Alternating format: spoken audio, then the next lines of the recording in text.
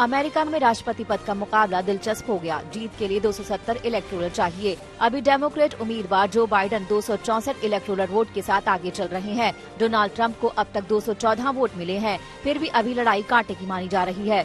4 राज्यों पर अब सारा दारोमदार है। इनमें पेंसिल्वेनिया और जॉर्जिया है, जिनको रिपब्लिकन पार्टी का गढ़ माना जाता है, जबकि नेवाडा और एरिजोना को डेमोक्रेटिक पार्टी का। पेंसिल्वेनिया में 20 इलेक्टोरल वोट हैं और जॉर्जिया में 16, नेवाडा में 6 और एरिजोना में 11। ट्रंप को जीतने के लिए काफी मशक्कत करनी होगी। उनको अभी भी 56 वोटों की दरकार है, जिसके लिए कम से कम पेंसिल्वेनिया, जॉर्जिया और नेवाडा को जीतना होगा। पिछड़ रहे ट्रंप ने मुकदमेबाजी भी शुरू कर दी है। पोस्टल बैलेट की काउंटिंग को उन्होंने कोर्ट में चैलेंज किया है। उनका दावा है कि पेंसिल्वेनिया में उन्हें कानूनी जीत भी मिल गई है। ट्रंप ने 3 राज्यों में वोटों की गिनती को चुनौती दी है। ट्रंप ने विस्कॉन्सिन में वोटों की गिनती फिर से कराने की अपील की है। उनकी टीम ने पेंसिल्वेनिया और मिशिगन में केस दायर कर रखा है। पेंसिल्वेनिया में ट्रंप आगे थे, लेकिन बैलेट की गिनती के साथ उनका अंतर कम होता जा रहा है। ट्रंप ने सवाल उठाया कि चुनाव के 3 दिन बाद भी वोटों की गिनती कैसे जारी रह सकती है। पेंसिल्वेनिया का आदेश कहता है कि जिन बैलेट्स पर पोस्ट ऑफिस की 3 नवम्बर की सील लगी है, उन्हें शुक्रवार तक गिना जाएगा। बाइडेन ने दावा किया है कि रात भर चली काउंटिंग के बाद ये साफ हो गया कि हम काफी राज्य जीत रहे हैं, कि राष्ट्रपति पद के लिए 270 इलेक्टोरल वोट हासिल कर लेंगे। अभी जीत का ऐलान नहीं कर सकते, लेकिन इतना साफ है कि जब गिनती पूरी होगी तो हमें लगता है कि हम जीत जाएंगे। बाइडेन के इस ऐलान के बाद ट्रंप और हमलावर हो गए। उन्होंने 3 राज्यों में वोटों की गिनती को चुनौती दे दी। कोरोना की वजह से करोड़ों अमेरिकी लोगों ने बैलेट के जरिए अपना वोट पोस्ट से भेजा है, जिनकी गिनती अब भी जारी है।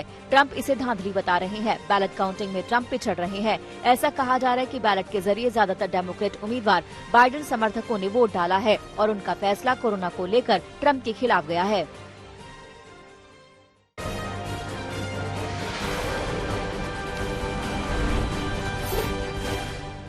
राष्ट्रपति चुनाव में जो बाइडेन ने नया इतिहास रचा।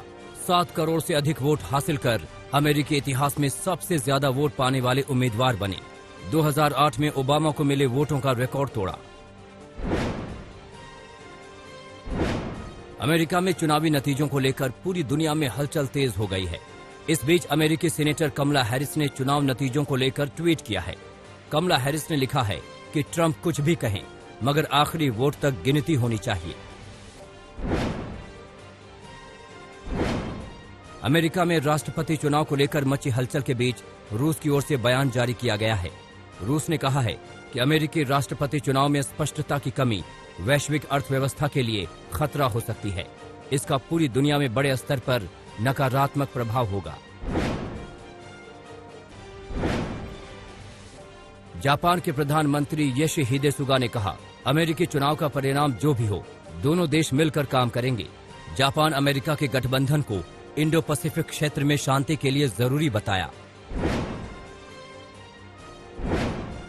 अमेरिका में वोटों की गिनती पर मची महाभारत के बीच फ्रांस ने अमेरिका चुनाव पर भरोसा जताया है।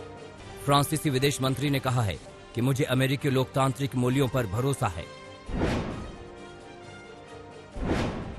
अमेरिका के चुनाव पर चीन भी नजर जमाए हुए बैठा है।